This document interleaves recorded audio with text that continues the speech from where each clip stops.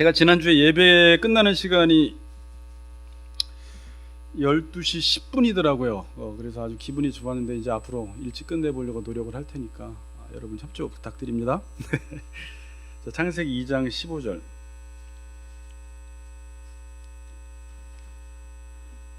지난 시간에 이어서 이제 관계 지키기 2 하고 다음 주부터 이제 종과 상전과의 관계로 넘어가겠습니다. 2장 15절 같이 읽겠습니다. 시작.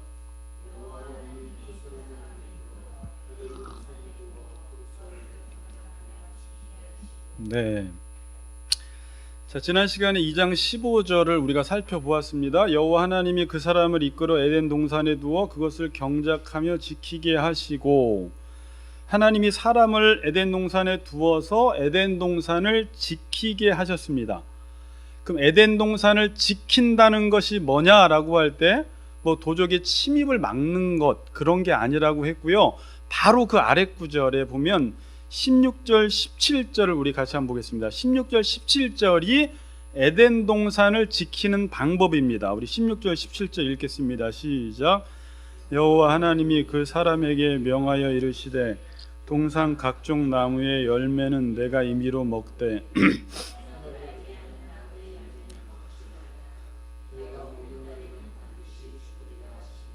네, 하나님이 에덴 동산을 만들어 놓으시고 에덴 동산을 지키라고 하셨는데, 에덴 동산을 지킨다는 것이 무엇인가?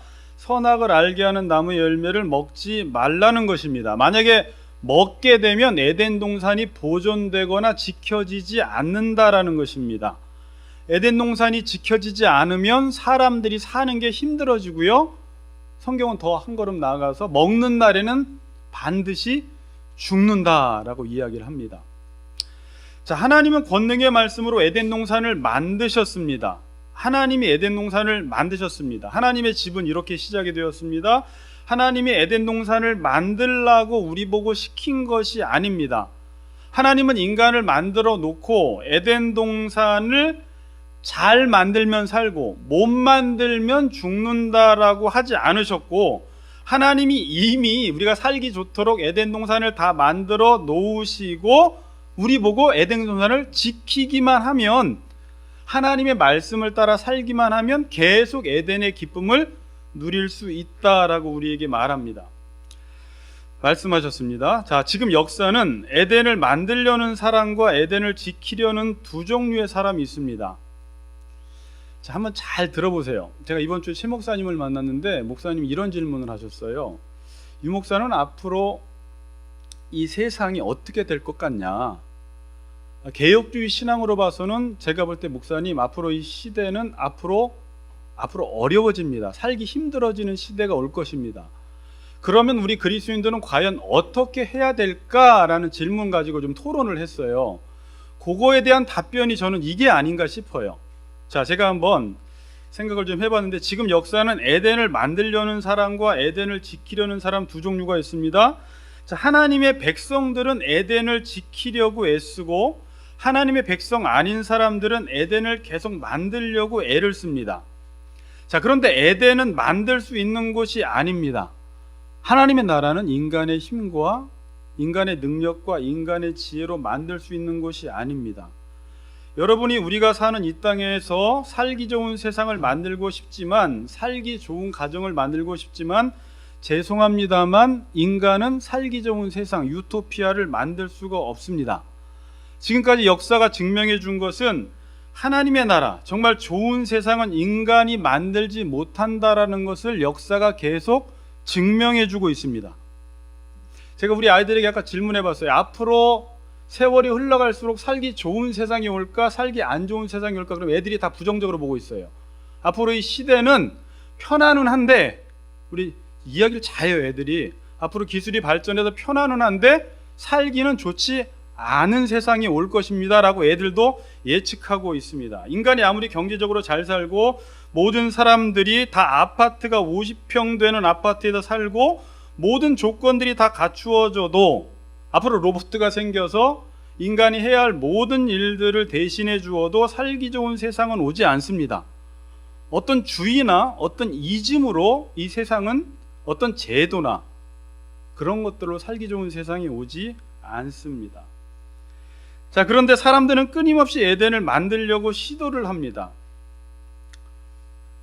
에덴을 만드는 자들이 가장 중요시 여기는 게 뭘까요? 지금 사람들은 계속 에덴을 지키기보다는 에덴을 만들어 나가려고 하는데, 에덴을 만드는 사람들이 가장 중요시 여기는 게 무엇이냐면 잘 만들려고 합니다.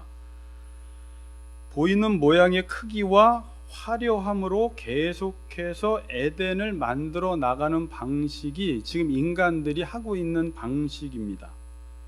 자, 여기서 이제 성공의 개념이라는 게 달라져요.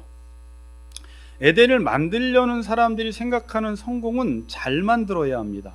크게 만들어야 하고 화려하게 만들어야 합니다. 이렇게 크게 만들고 잘 만들어야지 거기서 자신의 잘남이 드러나는 것입니다. 이게 전형적인 가인의 후손들의 삶의 방식이고, 이게 바벨탑의 역사입니다. 사람이 바벨탑을 왜 지었죠? 자신의 이름을 내기 위해서, 자기의 이름을 드러내기 위해서 바벨탑을 쌓았습니다. 그러니까 자신이 얼마나 위대한 일을 하느냐가 자신의 정체요, 자신의 능력이 되는 것입니다.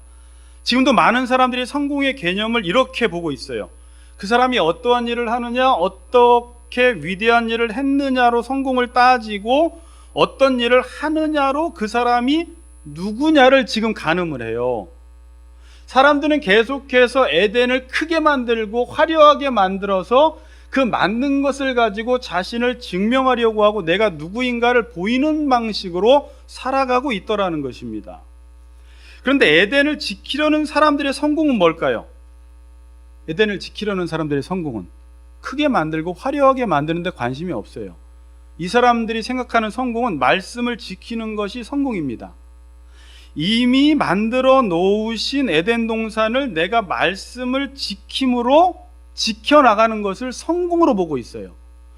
하나님이 말씀으로 이 세상을 지었으니까 내가 말씀대로 살아감으로 이 세상을 지켜내므로 이 에덴을 보존하는 방식으로 살아가고, 그렇게 말씀 지키는 것을 성공으로 보더라는 것입니다. 누가? 에덴을 지키려는 사람들은. 그러나 에덴을 만들려고 하는 사람들은 계속해서 크고 화려한 것을 만들어서 그 화려하고 큰 것을 통해서 자신이 누구인지를 증명하는 방식으로 성공하는 삶을 살아가려고 하는 것입니다. 그래서 에덴을 만들려는 사람과 지키려는 사람의 삶의 방식이 전혀 달라요. 인생의 목적이 다르고요, 일을 하는 목적이 다르고, 사람을 만나는 자세가 다릅니다. 에덴을 만들려는 사람은 큰 일을 하는 것이 인생의 목적이 되고, 큰 일을 해서 자신을 드러내는 것이 인생의 목적이 됩니다. 그리고 사람을 만나도 내가 왕이 되어서 사람들이 나를 섬길 수 있도록 하는 것이 그들의 인생의 목적이 됩니다. 그런데 에덴을 지키려는 사람들은 인생의 목적이 말씀을 지키는 것입니다. 그러니까 인생 자체의 목적이 말씀 지키는 거예요. 당신 저 일을 하는데 왜 저 일을 할 것입니까? 그 일을 통해서 말씀을 이루려고 그 일을 합니다. 그리고 말씀을 지키는 게 이 사람의 성공 철학이기 때문에 항상 사람들을 섬기는 방식으로 살아갑니다. 이게 삶의 방식에 있어서 전혀 달라요. 그래서 신앙생활을 가리켜 뭐라고 하냐면 말씀을 지키는 것이라고 합니다. 여러분, 자, 젊은이들이요. 저도 있지만 말씀을 지킨다라는 게 이 젊은 친구들은 지금 무슨 의미인지 모르는데, 말씀을 지킨다라는 것은 내 삶을 지키는 것이고 에덴을 지키는 거예요. 성경은 내가 내 힘과 능력으로 뭔가 좋은 유토피아를 만들려고 하지 말래요. 세상 역사는 그걸 중단해야 돼요. 그렇게 한다고 해서 살기 좋은 세상이 안 와요. 하나님이 이미 유토피아, 하나님의 나라 에덴을 만들어 놓았기 때문에 그 말씀을 내가 지킴으로 지금 그 하나님 나라를 누리라고 하셨지, 내가 지금 새롭게 에덴을 크게 확장시켜서 유토피아를 만들라고 하나님이 우리에게 말씀하지 않으셨다라는 것입니다. 그러니까 말씀을 지키는 것이 내 삶을 지키는 것입니다.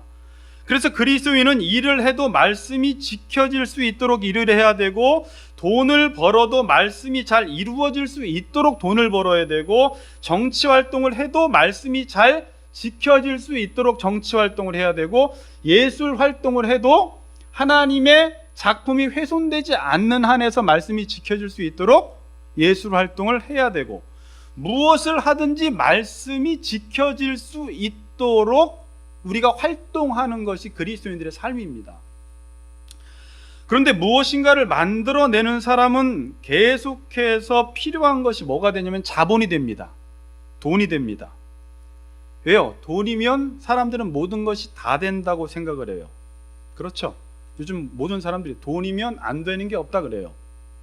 돈이 있으면 큰 집도 사고요, 돈이 있으면 사업도 할 수 있고, 돈이 있으면 직업까지 살 수 있고요, 돈이 있으면 직위까지 살 수도 있고, 돈이 있으면 예쁜 여자도 만날 수 있고, 돈이 있으면 권력도 살 수가 있습니다. 돈이 있으면 이 나라를 다스리는 대통령까지 움직일 수 있습니다. 그런데 돈으로 안 되는 게 있습니다. 지키는 것은 못해요. 자, 무슨 말인지 아시겠어요? 지키는 것은 못해요.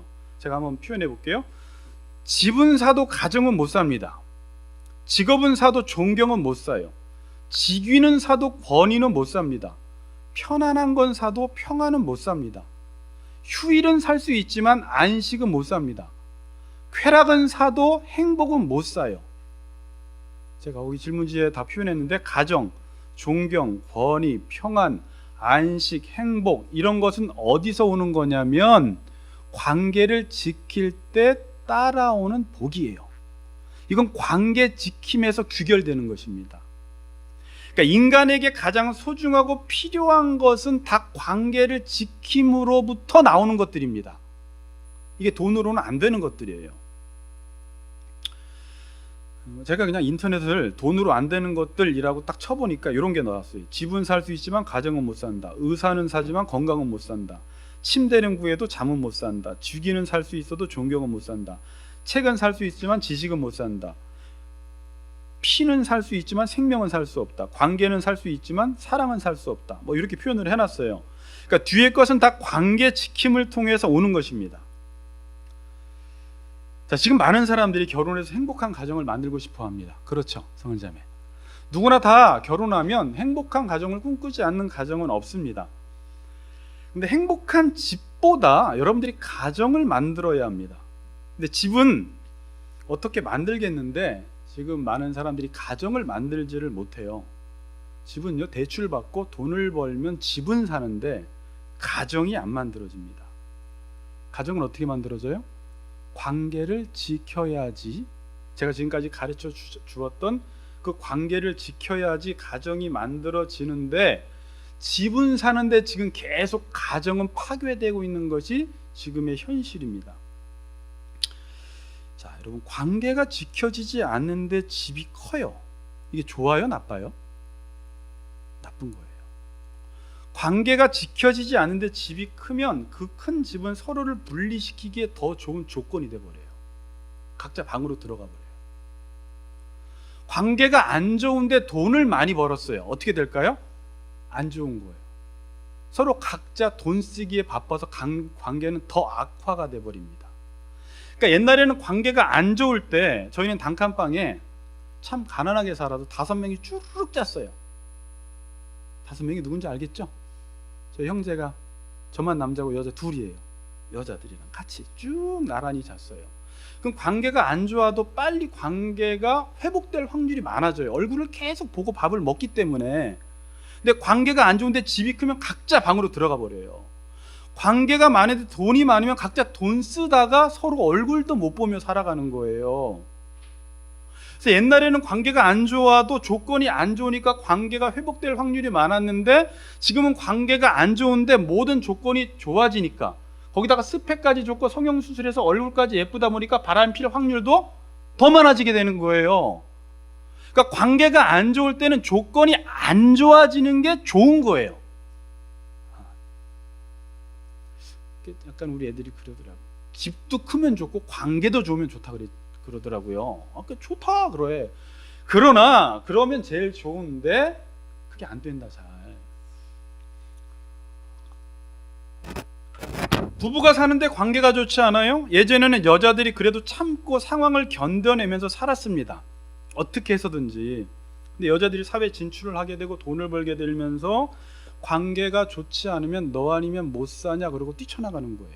그러니까 참을 이유가 없는 거예요 지금. 그래서 헤어지는 쪽으로 갑니다. 에덴을 지켜야 하는데 자꾸 에덴을 깨고 사람들이 새로운 에덴을 만들러 다닙니다. 그런데 에덴이 안 만들어져요.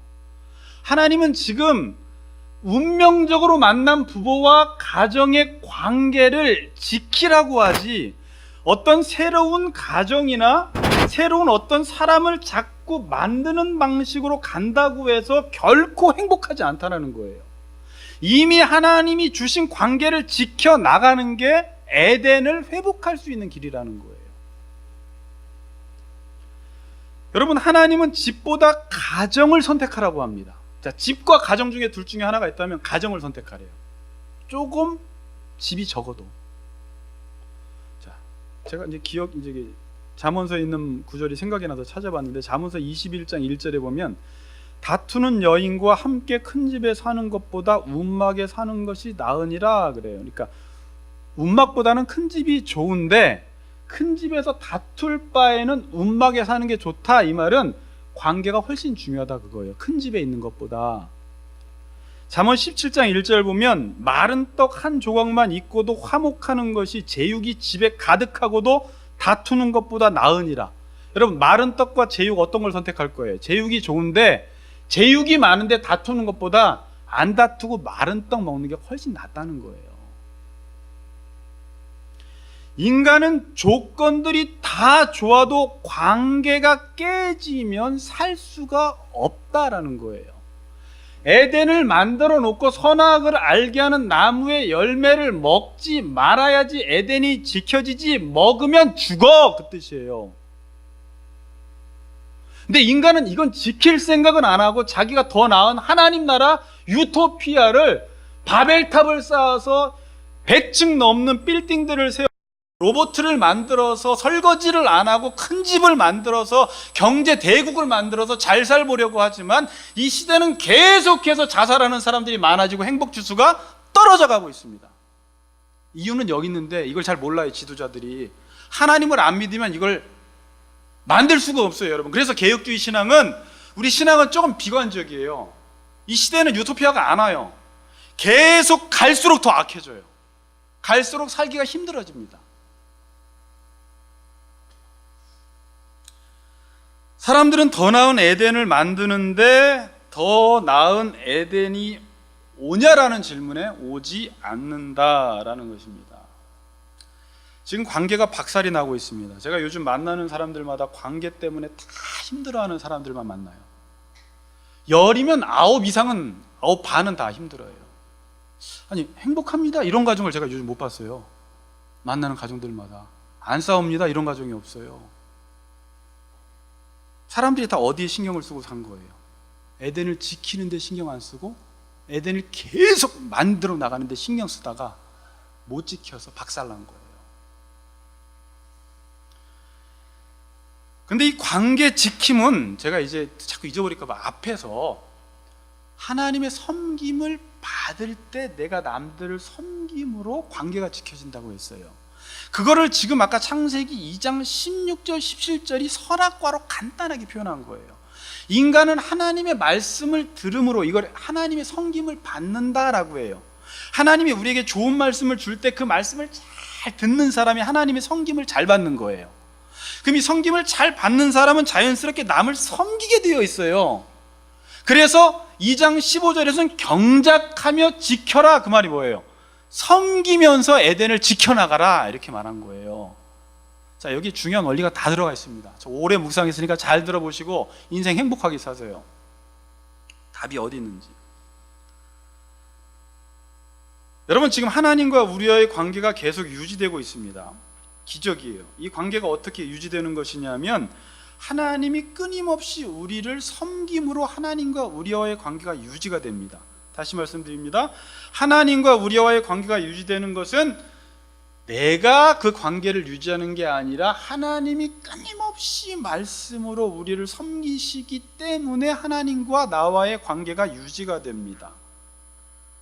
우리는 계속 하나님으로부터 도망가려고 하는데, 우리는 하나님의 말씀을 안 들으려고 하고 반항하는데, 하나님이 우리를 포기하지 않고 언약적 성실함을 가지고 헤세에 대해 사랑을 가지고 우리는 도망간다고 하는데 다시 붙잡아 놓고 계속 말씀으로 섬기시기 때문에 하나님과 우리와의 관계가 유지가 되는 것입니다. 자, 이 말씀을 제가 좀 바꾸어서 말씀드리겠습니다. 자꾸 이제 신학적으로 가는데, 제자훈련식이나 배운 것들을 제가 여기 녹여내면서 같이 가르치니까 잘 들으세요. 하나님과 우리와의 관계가 지켜지는 것은 하나님이 우리와 언약한 말씀을 계속 지키시기 때문에 하나님과 우리와의 관계가 유지가 되는 거예요.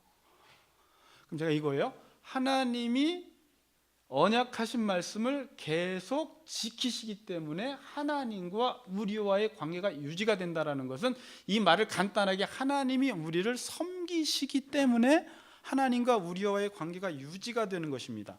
또 다른 말로 합니다. 하나님의 나라가 뭐예요? 관계가 의롭게 맺어진 상태가 하나님의 나라인데, 하나님의 나라는 언약이 지켜질 때만 하나님의 나라가 유지가 되는 것입니다. 자, 집에 가서 한 번 더 들어보세요. 다 같은 말 했습니다. 제가 신학교 때 이 언약이라는 것을 참 인상 깊게 배웠어요. 계약신학과 그리스도라는 책을 가지고 배웠는데, 이 언약이라는 이 단어는 제가 잊어버리지도 않았어요. 그날 하도 강조를 하셔가지고, 이 언약이라는 단어가 베리트라는 단어예요. 베리트. 그리고 언약을 맺다 그럴 때 베리트, 카라트 그래요. 그러니까 맺다는 뭐예요? 카라트라는 단어를 제가 이제 앞으로 쓸게요. 언약은 베리트, 맺다는 카라트. 그래서 베리트, 카라트. 그런데 언약을 맺다 해서 이 카라트는 맺다라는 것보다 쪼개진다라는 의미가 더 커요. 쪼개진다. 그러니까 언약이 쪼개진다 이 말이에요. 그래서 창세기 15장에서 하나님이 아브라함과 언약을 맺을 때 새를 갖다 놓고 쪼개버리고 그 사이를 지나가세요. 그리고 에레미야서 34장에 보니까 소를 쪼개고 그 사이를 지나갑니다. 언약을 맺었는데 만약에 언약을 지키지 못할 시에, 언약을 베리트라는 단어가 피로 맺은 언약이에요. 피로 값을 지불해야 한다는 거예요. 쪼개진다라는 거예요. 뭐라고요? 언약을 맺었는데 만약에 상대방이 언약을 맺지 못하면 반드시 피로 값을 지불해야 되는 거예요. 하나님이 우리와 언약을 맺었는데 누가 언약을 깼습니까? 우리가 언약을 깼습니다. 그럼 우리가 피를 흘려서 쪼개져야 됩니다. 그렇죠? 근데 예수님이 대신 이 땅에 오셔서 피를 흘려 쪼개지심으로 하나님과 우리와의 언약 관계가 계속 유지가 되는 거예요. 지금. 자, 이게 중요한 의미예요. 이제 언약에서 무슨 말인지 아시겠죠? 그렇게 지금 유지가 되는 것입니다. 자, 그러니까 카라트 없이는 베리트가 없어요. 그러니까 값을 치르지 않으면 언약이 유지가 안 되는 것입니다. 그걸 제가 그냥 카라트 없이는 베리트가 없다 그랬어요. 그러니까 카라트가 뭐예요? 값을 치르는 거예요. 값을 지불하는 거예요. 십자가예요.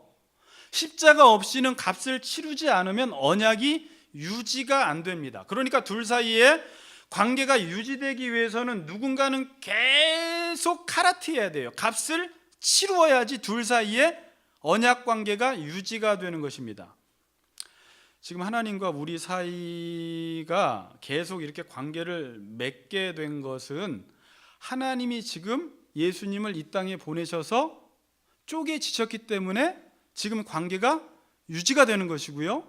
여러분들도 누군가 관계를 맺는데 여러분들이 둘 중에 한 명이 대가를 치르지 않으면 이 관계는 반드시 깨지게 되어 있어요. 누군가 한 사람은 대가를 치르고 십자가를 져야지만이 관계가 계속 유지가 되는 것입니다. 지금 모든 인간관계는 이렇게 맺어지고 있습니다. 자, 제가 이 구절을 묵상하다가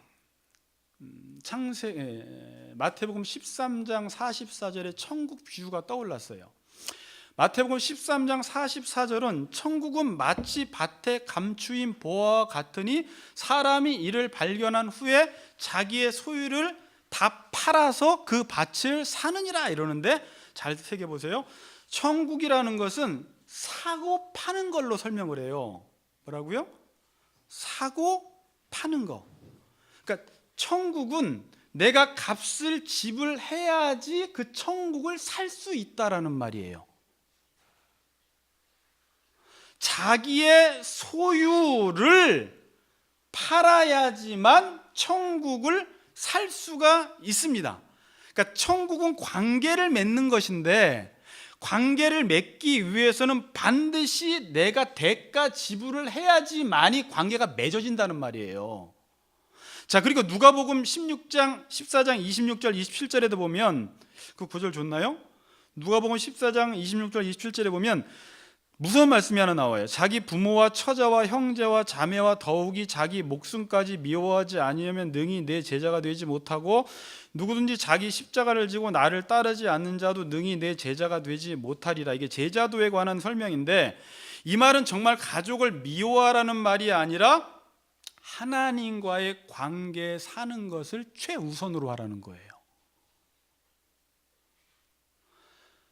하나님과의 관계를 사는 데 있어서 처자, 형제, 자매, 자기 목숨까지도 포기하면서까지 하나님과의 관계를 사야지 에덴이 유지가 된다는 거예요.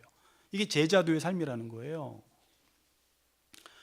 자, 여러분들이 사람들과 관계를 더 잘 맺고 싶으면 둘 중에 누가 하나 값을 지불해야 합니다. 그럼 누가 지불해야 돼요? 부부 중에 누가 지불해야 돼요? 천국을 맛본 사람이 관계를 지불하는 것입니다. 저는 이걸 이렇게 표현해 보시면, 더 사랑하는 사람이 값을 치루어야 돼요. 그러니까 천국을 맛봤다라는 것은 뭐냐면, 이 사람은 하나님의 섬김을 받음으로 지금 나의 삶 속에 에덴이 지켜지고 있는 사람들, 천국을 맛보고 있는 사람들이 어떤 사람들을 보았을 때 그 사람이 지금 연봉 얼마고 무슨 차를 끌고 다니고 아무리 조건이 좋아도 이 사람은 그 사람이 하나님을 모르면 그냥 불쌍하게 보여요.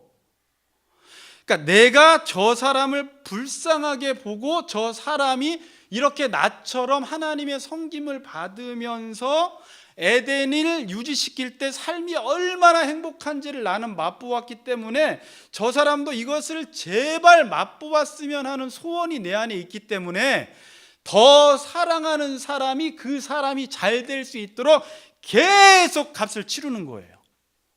이 삶이 인간관계 속에 계속 일어납니다. 근데 희한한 건 상대방은 내가 값을 치르는 이 가치를 잘 몰라주는 게 특징이에요.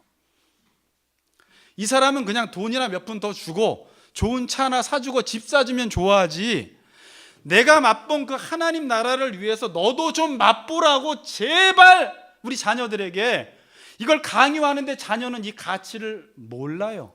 믿지 않는 남편은 이 가치를 몰라요.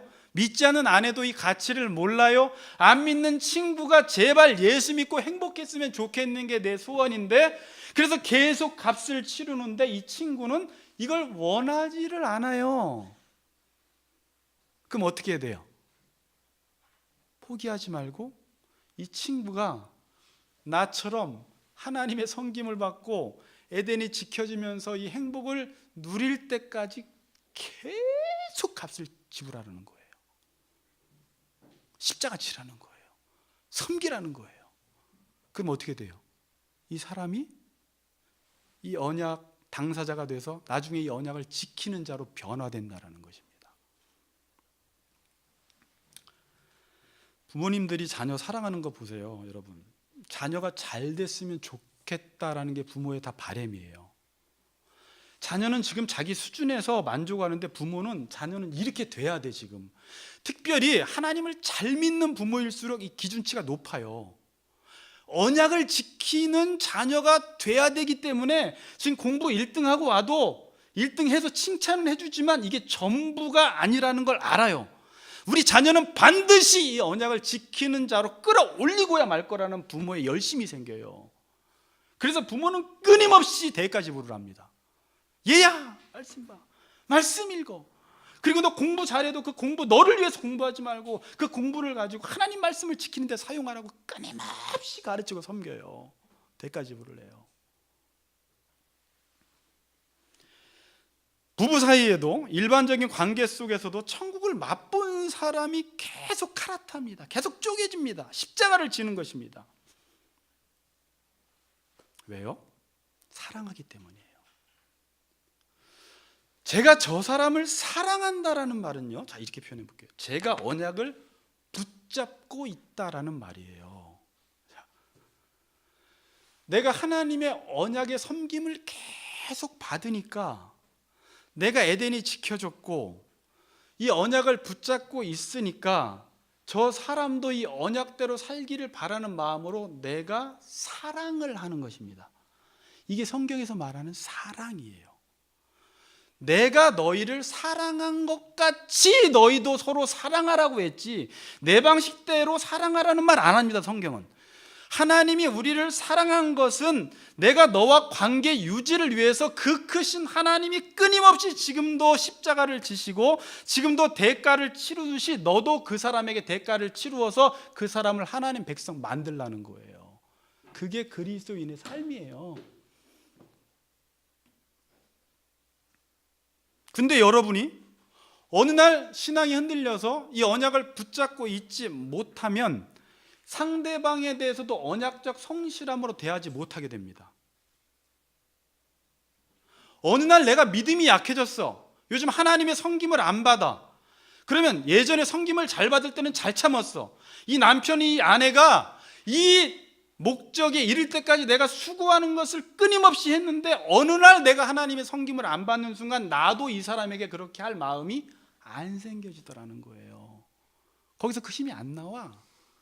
그럼 여기서 더 사랑하려고 하지 말고 이때 위기예요. 그럼 막 뭐 해줘 마느냐 막 이러는데 이때는 일로 가야 돼요. 내가 하나님의 섬김을 받아야 돼요.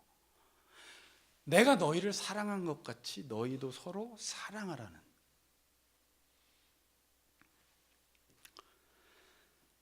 제가 목회하다가 무서운 것은 요즘 느낀 건데 하나님도 포기하지 않는 사람을 제가 포기하고 싶어질 때 제일 마음이 무거워요.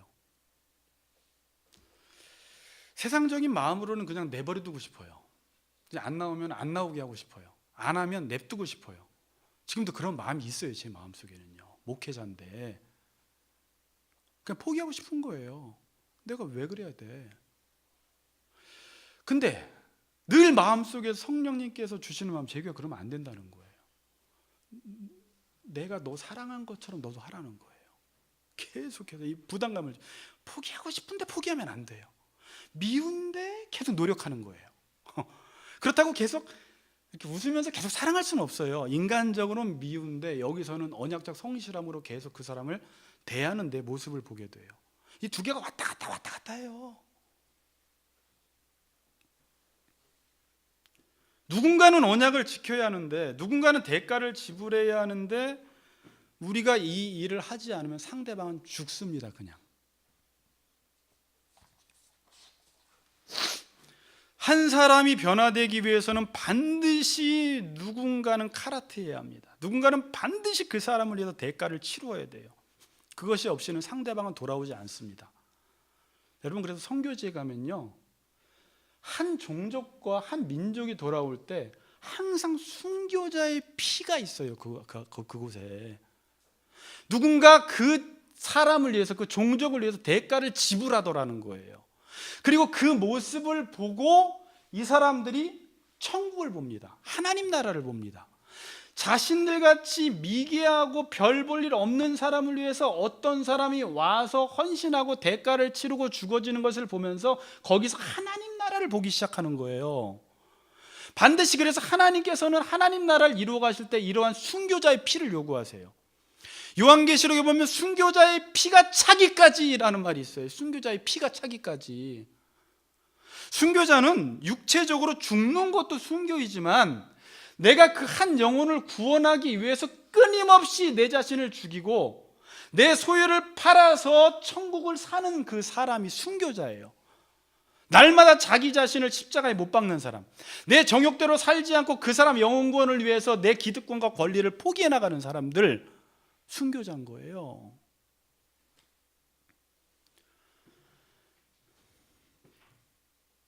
지금 사람들이요, 이번에도 목사님하고 그런 얘기했지만 그리스도인들을 그렇게 싫어한대요. 그리스도인들을 요즘 사람들이 혐오해요, 여러분. 막 안티 막 엄청나대요, 지금 댓글이. 더군다나 뭐 대형교회에서 지금 이런 사태들을 보면서 더 싫어졌어요, 기독교가. 근데 그 사람들이 왜 그럴까요? 저 이렇게 한번 해석해 봤어요. 우리를 좀 섬겨달라는 거예요, 어찌 보면요. 그리스도인들, 우리를 위해서 카라트 좀 해줘. 너희들마저 그렇게 살면 어떡해? 라는 메시지로 들릴 수 있어요, 여러분. 그리스도인이라고 하면서 똑같이 살면 어떡해? 오히려 자기의 소유를 팔아서 천국을 사야 될 사람이 자기의 소유를 팔아서 관계를 사는 게 그리스도인인데, 지금 그리스도인들조차도 관계를 팔아서 자기의 소유를 사고 있으니까 거기엔 천국 없잖아. 내가 기독교는 잘 모르겠지만 너희들만큼이라도 좀 희생하며 대가 지불하며 십자가 지는 삶을 살면 내가 욕 안 할게라는 그런 외침으로 들리더라는 거예요. 너희들마저 그렇게 살면 세상 어떻게 되냐라는 겁니다. 지금 이 교회에 대가 지불, 카라트, 십자가가 없어졌어요. 저도 그걸 잘 보지 못하고 자랐어요. 세대가 점점 단절되고 있어요, 지금. 그리스도인의 당연한 삶은 아무든지 나를 따라오려거든 자기 자신을 부인하고 자기 십자가를 지고 나를 따라야지 제자가 되는데, 지금 기독교의 교회는 십자가는 걸어놨는데 십자가 정신이 다 사라져 버렸어요. 십자가는 걸었는데 대가를 치르지 않으려고 하는 사람들이 구름대처럼 몰려왔어요. 교회 안에서조차도 에덴을 만들려고 하는 사람들이 교회 안에 몰려들기 시작했어요. 지금 교회에 카라트가 없어요. 쪼개지지 않으려고 해요. 대가 지불 안 해요. 교회 안에서도 직분 안 맡으려고 해요. 일 안 하려고 해요. 어떻게든지 누리려고 하지 내가 그 자리에 안 들어가려고 해요. 편안하게 하려고 해요. 자꾸 대형교회 뒷자리로 들어가요, 그냥. 천국은 카라트가 있는 곳에서만, 대가를 치르는 곳에서만, 십자가 있는 곳에서만 천국을 볼 수 있습니다. 아멘? 거기서만 천국이 보여요. 우리가 그러한 삶을 살지 않으면 세상 사람들 우리를 통해서 하나님 못 봅니다.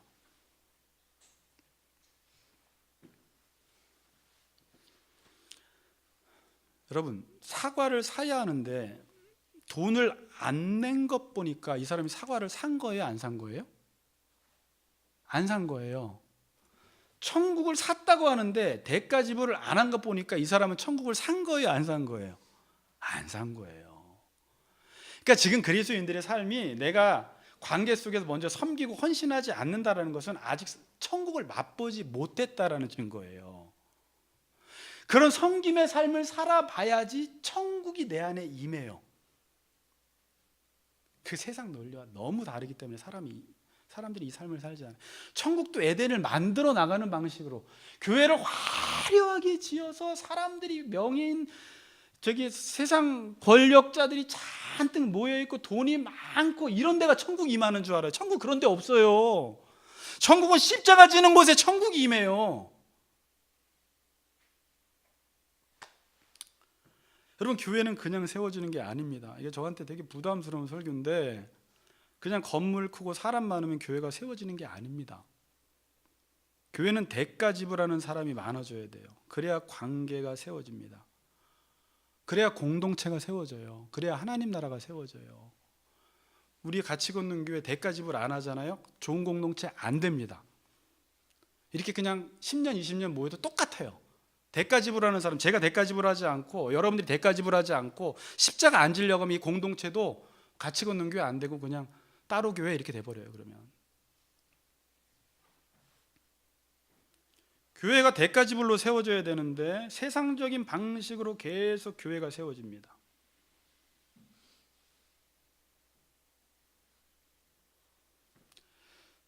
근데 값을 치르지 않은 공동체는 반드시 무너집니다. 가정도 그래요. 부부 중에 누군가 값을 치르지 않으면 그 가정은 반드시 깨어지게 되어 있어요. 그럼 누가 살아내야 되느냐? 하나님의 은혜를 맛본 사람이 죽어져야 돼요. 그럼 그 가정은 살아나요. 그럼 어떤 일이 일어나는 줄 알아요? 그 상대방이 이 남편이나 아내가 계속 죽어짐으로 처음에는 저 사람의 행동을 이해를 못했어. 누가 나보고 그거 해달라고 그랬어? 처음에 이런 얄미운 소리를 해요.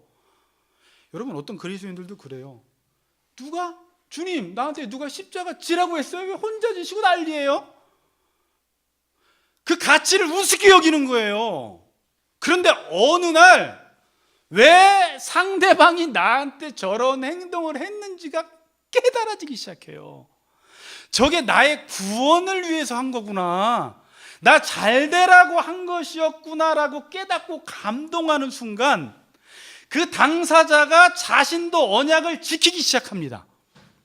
그래서 쌍방간의 언약을 서로 지키며 살아가면 여기서 놀라운 일이 생기는데 하나가 되기 시작해요. 여기서 천사도 흠모할 만한 관계가 형성되는 것입니다. 여러분, 인간의 가장 큰 행복은 나도 언약을 지키고 상대방도 언약을 지키면 여기서 인간이 탄생되기 시작해요. 천국이 임해버리는 거예요, 그곳에. 근데 지금 한쪽에서 하나님을 모르면 한 사람이 죽으라는 거예요, 그냥. 이 사람을 위해서. 그럼 이 사람이 어느 순간 그게 70이 됐든지 80이 됐든지 깨닫는 날이 와요. 저 아내가 평생 나한테 저렇게 한 행동이 나 살라고, 나를 위해서 한 행동이었구나라는 것을 딱 깨닫는 순간 언약에 헌신하게 돼요.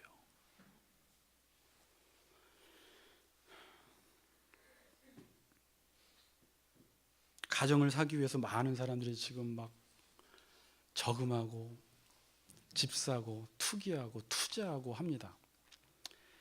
그런데 여러분, 가정을 사기 위해서는 저금하는 것도 중요하지만 계속 대가를 지불하면 그 가정은, 지금 집은 없지만 가정은 든든히 세워지는 거예요. 자, 제가 지금 무슨 말 했어요? 집은, 돈 저금하면 집은 살 수 있는데 가정도 저금하라는 거예요. 누군가 대가 지불하는, 이게 너희 보물을 하늘에 쌓아두라 그 말이에요. 계속 대가 지불하면 이 가정은 점점 잘 세워지는 거예요. 지금 보이지 않는 가정이 지금 부잣집이 되어 있는 거예요. 집은 20평에 살지만. 지금 가정들마다 큰 집은 사서 좋은데 그 안에 들어가 보면 원수처럼 싸워요. 가정에 투자를 안 했어요. 서로 대가 지불을 안 했어요. 서로 각자 에덴 만드는 일에 정신 팔려 있었어요. 하나님은 가정을 세우는 비밀, 교회를 세우는 비밀 다 알려줬습니다. 아주 간단해요. 섬기면 지켜진다는 거예요. 너희들이 하나님의 섬김을 받고 옆에 있는 사람들을 섬기면 에덴은 지켜진다라는데, 사람들은 지금 이 비밀을 몰라서 여전히 에덴을 만들려고 큰 집 사면, 성공하면, 1등하면, 출세하면, 연봉 많이 받으면, 그런데 왜 가정은 점점 깨져요? 답을 몰라요, 사람들이. 솔직히 나도 몰라 그래 버려요. 아빠들이 나도 몰라, 나 할 거 다 했어. 내가 돈 안 벌어왔어? 다 벌어왔잖아. 이 집은 누구야? 집안에서 뭐 한 거야 지금? 뭐 한 거예요? 뭐 답을 몰라요 지금. 집을 어떻게 세워야 할지를.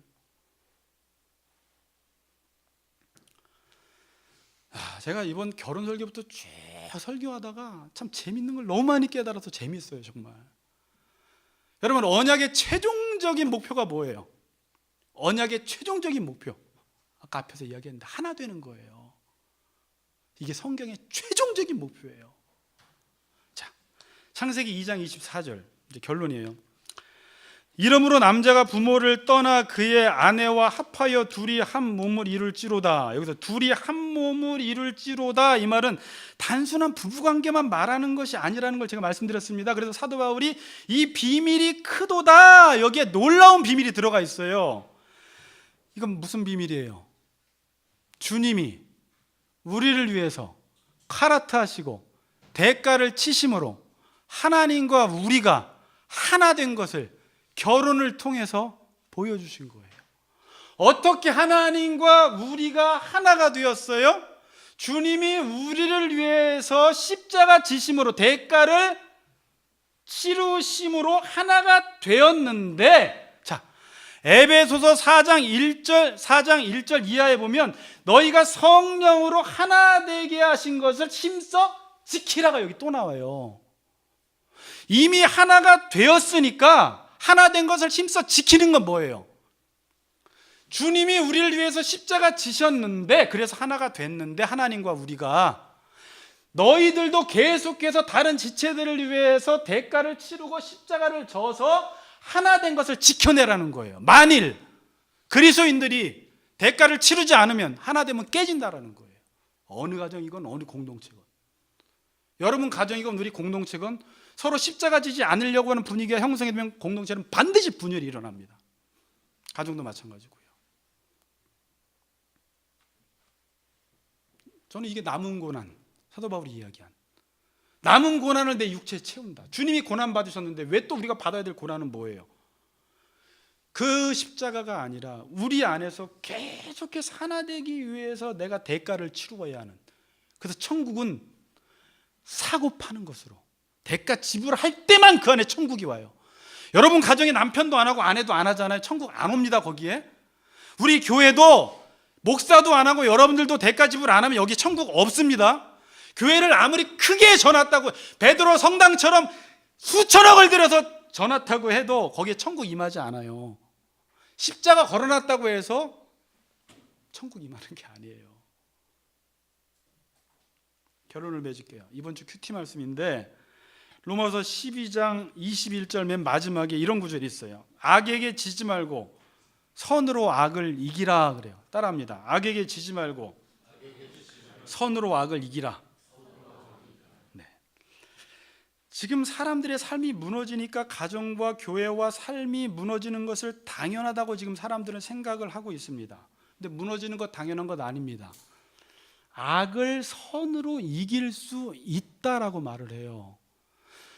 요한계시록의 7교회의 맨 마지막에 보내는 편지 맨 마지막 구절은 이기는 자가 생명의 면류관을 얻는다라는 거예요.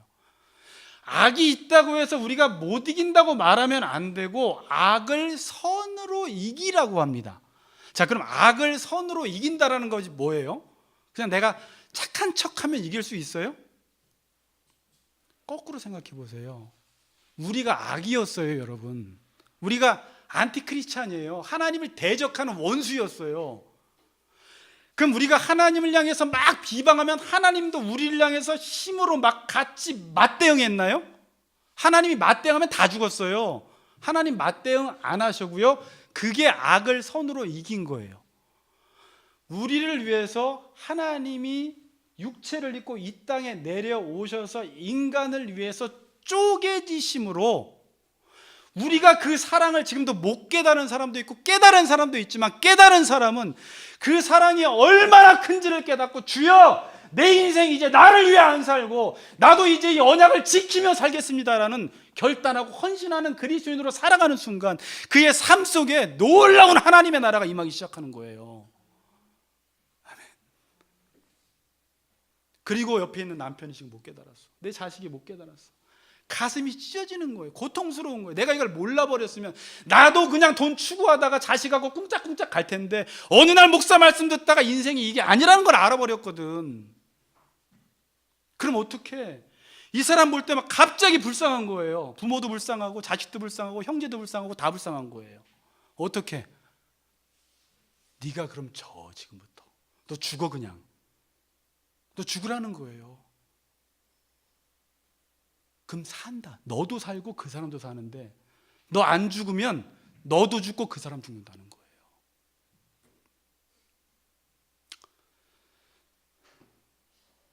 성김의 삶은 당연한 것입니다. 자, 저나 여러분이 이건 명심하셔야 될 것 같아요. 성김은 당연한 삶이에요. 요한복음 13장에 예수님이 이런 말씀하세요. 내가 주와 선생이 되어 너희 발을 씻겼으니 너희도 발을 씻기는 게 옳으니라 그래요. 또 디카이오스 옳으니라 또 썼어요. 그러니까 예수님이 뭐라고 말씀하시는 거예요? 지금 베드로의 발을 씻겨주려고 하니까 베드로가 안 됩니다. 네가 근데 발 안 씻기면 나와 무관해?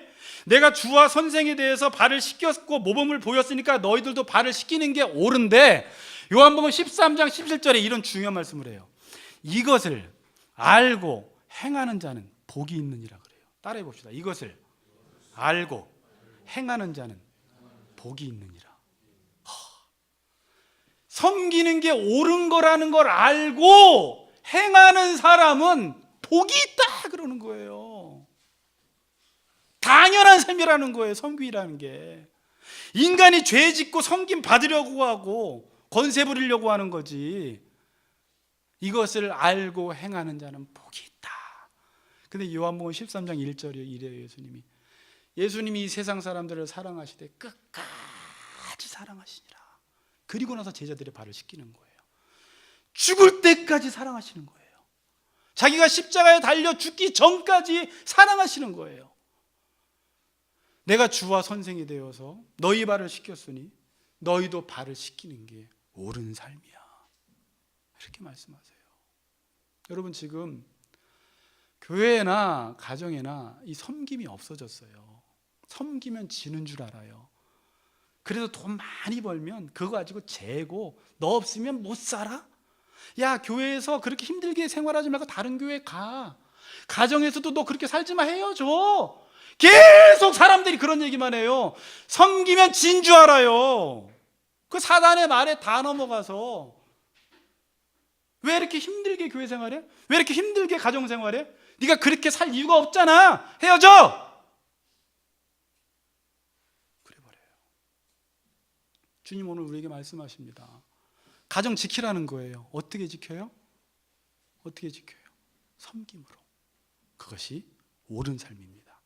잘 섬기심으로 가정과 교회의 공동체를 지켜나가시는 우리 같이 걷는 교회 성도님들 되시기를 주의 이름으로 축복합니다.